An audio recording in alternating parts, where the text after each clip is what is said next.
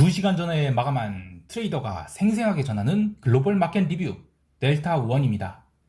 어제 우리 시장은 급락을 했지만 해외 시장은 나름 버텼습니다. 어제의 주된 흐름은 증시의 흐름이 아닌 비달러 바스켓들이 모조리 폭락을 한 것인데요. 이것이 글로벌 시장에서 어떤 의미가 있는 것인지, 그리고 우리 시장 대응은 어떻게 해야 하는지 꼼꼼하게 짚어보시죠. 먼저 아시아 세션 갑니다. 코스피 시장은 시가를 400포인트에서 출발시키면서 후덜덜하게 만들었는데, 장 시작 후 외국인들이 아주 빠르게 선물을 매수하면서 시장 참여자들을 헷갈리게 만들었습니다. 특히 베이시스를 전일과는 완전 딴판으로 초반에는 일시적인 콘텐코를 보여주는 등 초강세를 보여주었죠. 그러면서 선물 시장은 바닥 다지기를 한 뒤 꾸준히 상승을 해서 9시 40분 넘어서는 402선까지 올라왔는데, 시장이 402선까지 올라온 과정이 외국인이 강력한 선물 매수에 의한 것이라 이런 각도라면 한 번 더욱 좀 빠른 반등이 나올 법도 했는데, 문제는 베이시스 강세가 외국인 선물 매수 때문만은 아니라는 것이었죠. 오늘 장 초반에 투자 주체별 현물 매매 동향을 보시면 의외로 초반 30분 동안은 개인이 현물을 빠르게 매도를 해댑니다. 보통 갭다운이 나오게 되면 시초가부터 개인이 어마어마한 양의 주식을 매수해야 되는데, 오늘은 반대였죠. 시초가가 그렇게 갭다운이 나오고 나서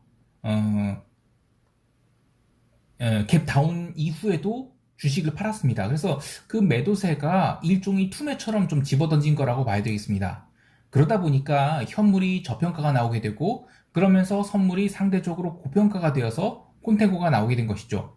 이렇게 외국인 선물 매수가 시장을 주도해서 만들어진 콘텐고가 아닌 개인이 손절매로 인한 콘텐고가 만들어지면서 시장의 질을 평가절하할 수밖에 없게 되었는데, 결국 9시 50분 이후에 외국인들이 선물 매수를 했던 그 3천, 거의 4천억 가까운 매수를 했는데, 그것을 꺾자마자 바로 지수가 급락을 해버렸고 거의 한 5분 만에 2포인트를 밀어낸 것 같아요.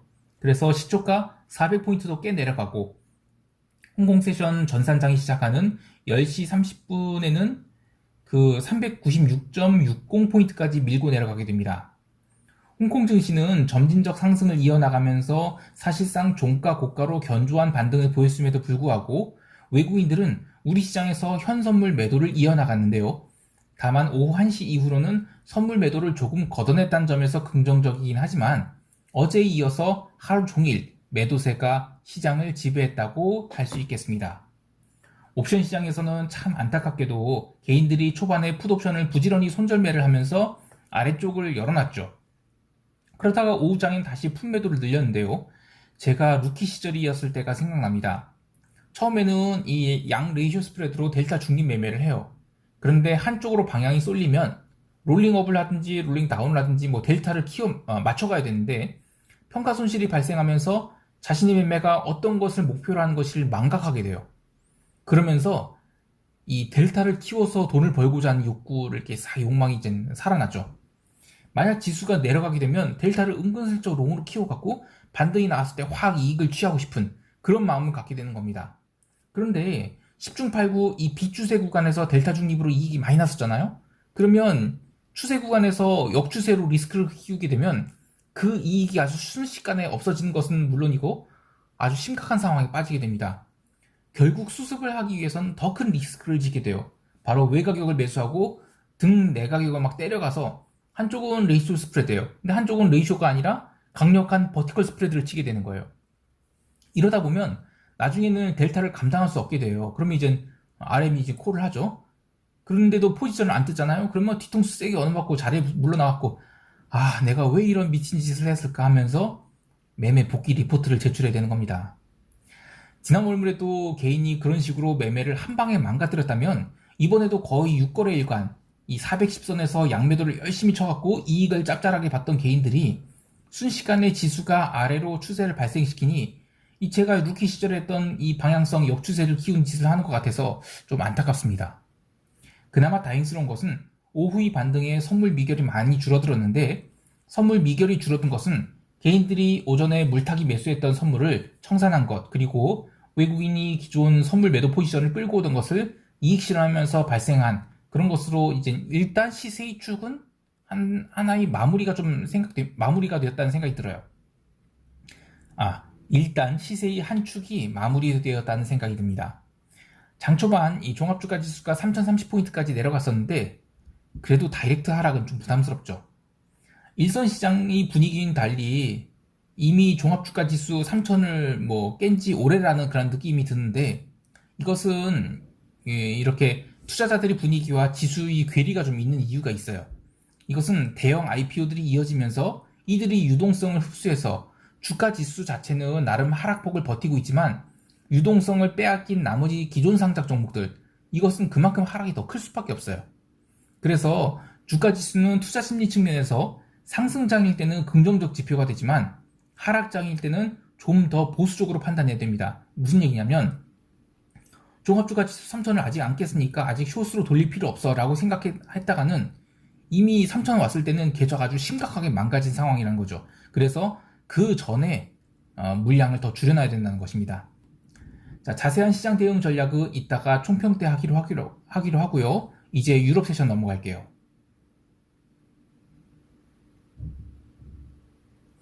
유럽 세션에서 가장 중요하게 이야기할 것은 비달러 바스켓들이 동반 폭락입니다. 증시 반등 이런 것보다 가장 중요하게 생각되는 건데요. 어제 하루만 달러 인덱스가 무려 0.68% 상승을 했습니다. 보통 이 달러 인덱스가 상승할 때는 달러 인덱스 내 가장 많은 비중을 차지하는 유로화는 좀 덜 밀리고, 나머지 비달러 통화들이 세게 밀리다가 나머지 통화들이 버틸 때 유로화가 밀리면서 이런 식으로 속도 조절을 하면서 하락을 하기 마련인데, 이번은 전혀 달랐어요. 어제 좀 위태위태하던 유로화가 유럽 세션 시작하자마자 바로 스탑로스를 얻어맞기 시작하면서 빠르게 밀리기 시작했는데요. 유로화의 낙폭이 커지자 그나마 버티던 나머지 통화들도 하나둘씩 밀리기 시작합니다. 먼저 원자재 통화인 오지달러가 밀리기 시작했고요. 그 다음에 파운드 밀리고, 미국 본장 들어와서는 멕시코 페소화를 포함해서 모든 비달러 바스켓들이 아주 끊임없이 스탑로스가 터지면서 종가까지 하락을 합니다. 그럼 무슨 이슈가 있어서 비달러들이 고르게 박살났는가 하면 그것도 아니에요. 어제 증시는 나름 반등을 했는데 초반이 상승폭을 미국 세션 시작한 무렵 조금 반납한 정도에서 끝나서 그렇게까지 부정적으로 볼 필요가 없었고요. 또 하나는 새로운 바닥을 만들었던 스위스 증시는 아주 깔끔하게 1% 상승을 했죠. 바닥에서 1% 상승이면 별거 아닌 것일 수 있지만 어쨌든 하락 추세에서 브레이크가 잡혔다는 것은 의미가 있겠습니다. 이렇게 비달러들이 박살나면서 원자재들도 박살이 났어요.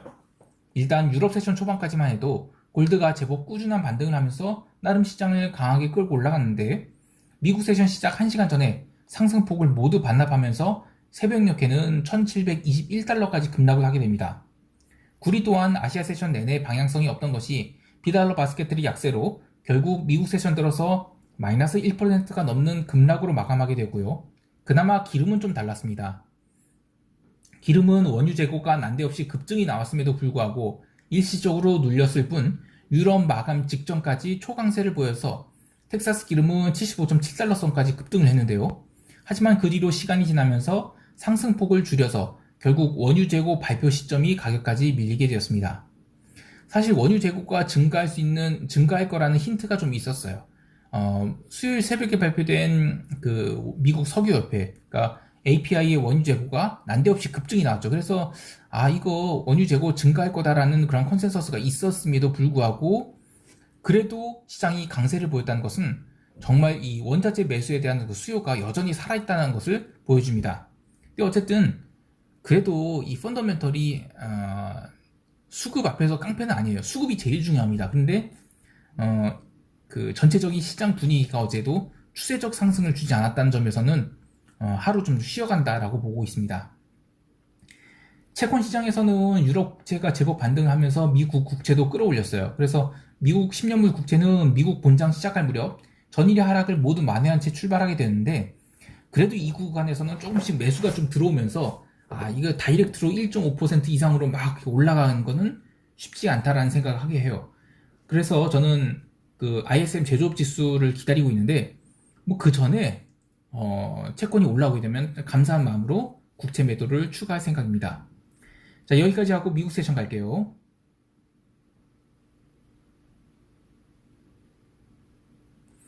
미국 지수 선물은 유럽 세션 초반까지만 해도 꽤 많이 기어올랐어요. 그래서 시장을 좀 긍정적으로 보게 했는데, 하지만 시간이 지날수록 상승폭을 줄여나갔어요. 결국 미국 본장 때는 상승폭을 거의 다 반납한 채 출발하게 됐는데요. 다행히 좀 빠른 반등이 나와서 초반에는 기술주 중심으로 빠른 반등이 나왔죠. 근데 시간이 지날수록 나스닥이 먼저 밀리기 시작하면서 시장을 끌어내리게 됩니다. 조금 상승할 듯 싶으면 매도가 나오고 하는 식으로 상단이 제한되었는데요. 기존이 금리 상승이 시장을 끌어내렸다는 논리가 어제는 좀 맞지 않았던 것이, 어제는 채권 가격이 계속 플러스권에서 움직이고 있었기 때문이에요. 그렇다면 어제는 시장의 투자 심리가 그만큼 나빴기 때문에 밀렸다라고 할 수 있겠습니다. 올라오면 매도를 얻어맞는 거죠. 개별 종목들 살펴봐도 초반에 반등이 나온 것들, 기술주들 특히 종가까지 유지되는 것이 별로 없었고요. 장중에 자율 반등이 나오면 얻어맞는 식으로 이렇게 상승이 제한되었습니다. 또 하나 살펴볼 것은, 보통 반등이 나올 때 이 바스켓 매수가 들어오거나 또는 변동성 매도가 나오면서 종목들을 고르게 당기는 경향이 있는데, 그렇게 고르게 당길 때는 최소한 처음 1시간부터 1시간에서 2시간 정도는 이렇게 빠르게 당기게 되고, 그 폭이 못해도 그래도 1% 정도는 나오게 마련인데, 특히 지금 변동성이 높은 구간에서, 그러니까 마이너스 2% 넘는 하락이 나왔다고 했을 경우 그 다음날 한 1% 정도 반등은 아주 자연스러운 반등이죠. 그리고 그 정도 반등이 나왔다고 해서 시장이 강하다고 말할 필요는 없어요. 근데 어제는 0.5%가 반등이 맥스였습니다. 그마저도 참 힘겹게 반등을 했고요. 또 반등을 했다가 또 얻어맞긴 했죠. 그만큼 시장이 약하다는 것입니다.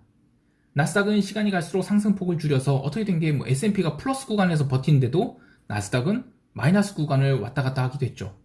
시간이 지날수록 교통정리가 되면서 나스닥도 꾸준히 반등을 시도했는데, 전반적으로 테크 주식들이 더 이상 시장을 받치지 못한다는 것이 증명된 셈이었습니다. 그런데 또 어제 시장이 그렇게 올라오면 얻어맞기를 반복했음에도 불구하고 변동성 지수는 얼마 상승하지 않았어요. 변동성이 상승하지 못한 이유는 어제도 이야기했지만, 이 쌍바닥을 쉽게 깨서 밀어내릴 정도의 하락 모멘텀이 미국 내부에서는 인지되지 않고 있거나 애써 무시하고 있기 때문인데요. 어제 미국 내부 이슈인 셧다운 문제라든지 이런 거는 정치적인 문제라서 사실 저는 걱정할 필요는 없다고 봐요. 근데 이 글로벌 인플레이션, 특히 중국이 전력 문제로 인한 글로벌 서플라이 체인 타격, 이런 것들은 좀 문제일 거라고 봅니다. 근데 이게 아직 저는 시장에 반영이 되지 않았다고 봐요. 그래서 이런 것들이 반영되는 시점은 저는 9월이 아니라 10월 1일 ISM 제조업 지수를 보고 움직이지 않을까 하는데요. 제조업 지수 발표 이후 채권 가격과 상품 가격을 보면서 10월에도 증시가 추가 하락을 보일지 그렇게 좀 생각을 해봐야 되겠습니다. 자, 여기까지 하고 시장 총평하면서 대응 전략 짜도록 할게요. 우선 우리 시장은 의미 없는 등락을 보이는 하루가 될 것 같아요. 올라오면 매도, 내려가면 매수 하는 식으로 역추세 매매를 해도 될 것 같은데요. 특히 초반 10시 30분까지는 정말 아무런 의미 없는 방향성이 나올 것 같아요. 따라서 이 구간에서는 옵션 매도를 역추세로 수량 조절해 가면서 하는 것이 좋겠고요. 불필요하게 승부를 걸지 않도록 해야 되겠습니다. 또한 이 중국 시장이 10월 1일부터 10월 7일까지 긴 연휴를 보내게 되죠. 그러면 그에 따라서 리스크를 회피하려는 매도 물량이 좀 나올 수 있다고 봐요. 그리고 홍콩 세션 이후에는 홍콩 시장을 위로 끌어올린 적에서 매물을 좀 내놓을 가능성이 있는데, 이게 무슨 일이냐면 그동안 이제 옵션 만기 때문에 지수를 굉장히 받쳐놨다고 생각을 해요. 그러면 이 물량을 털어내놓고 가려는 그런 매도 압력이 있을 수 있다고 봅니다. 그래서 이게 우리 시장에도 영향을 주어서 홍콩 시장이 시작하는 시점부터는 우리 시장에서도 장중 조정이 좀 나올 수 있다라고 보고 있습니다.